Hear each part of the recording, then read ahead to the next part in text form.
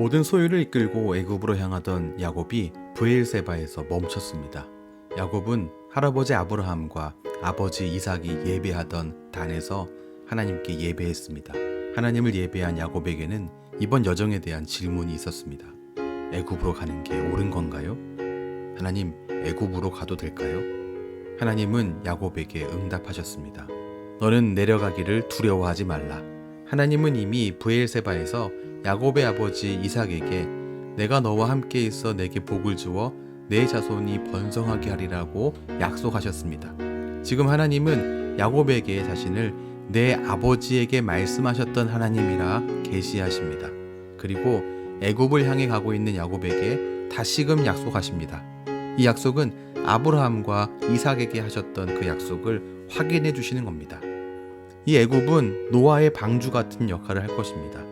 노아가 그의 가족과 모든 동물을 방주로 이끈 것처럼 야곱은 그의 가축과 모든 가축을 이집트로 이끌고 있습니다. 거기서 야곱의 가족은 노아의 가족처럼 보호받고 하나님의 약속처럼 큰 민족을 이루게 될 것입니다. 또 하나님은 내가 너와 함께 간다라고 약속해 주셨습니다. 할아버지 아브라함 때처럼 아버지 이삭 때에도 흉년이 있었습니다. 이삭은 그의 아버지 아브라함이 그랬던 것처럼 흉년을 피해서 애굽으로 갈 계획을 갖고 있었습니다. 그러나 하나님은 이삭의 애굽행을 막으셨습니다. 그렇습니다. 애굽은 하나님이 이주를 막은 적이 있던 곳입니다. 그래서 야곱은 혹시 내가 가지 말아야 할 곳에 가는 건 아닐까 고민했습니다. 하나님이 함께하지 않는 곳이 아닐까 고민했습니다. 그러나 하나님은 내가 너와 함께 애굽으로 내려가겠고 말씀하셨습니다. 사실 이삭 때 막은 것은 다른 이유 때문이었습니다. 또 하나님은 야곱에게 반드시 너를 인도하여 다시 올라올 것이다 라고 약속해 주셨습니다. 가나안은 아브라함이 하나님의 인도를 받아서 도착한 땅이며 하나님이 주신 기업입니다. 야곱은 이런 소중한 곳을 비워도 될까? 그리고 내가 이곳에 다시 돌아올 수 있을까 고민했습니다. 하나님은 반드시 너를 인도하여 다시 올 것이다 라고 말씀하셨습니다.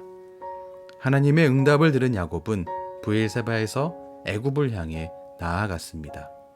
나이의 연로함에 상관없이 누구에게든 미지의 땅으로 떠나는 여행은 그 자체로 언제나 불안한 일입니다. 이런 불안과 걱정에 대해서 야곱은 하나님께 묻기를 주저하지 않았습니다.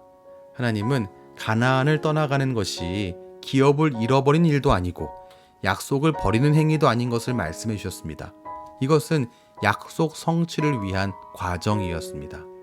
코로나가 가져온 변화는 개인과 공동체 모두에게 어려움을 주고 불안감을 주고 두려움을 주는 것입니다.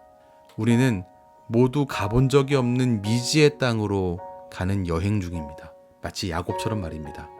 그러나 어떤 두려움과 걱정보다 크신 하나님의 뜻을 믿으면서 그 하나님을 바라봐야겠습니다. 야곱에게 하셨던 내가 너와 함께 한다는 그 약속이 변함없음도 우리가 기억해야 합니다. 이 모든 상황 속에 하나님은 함께 하고 계십니다. 이 모든 과정을 통해 당신의 뜻을 이루실 하나님을 온전히 바라보는 우리 모두의 하루가 되기를 바랍니다.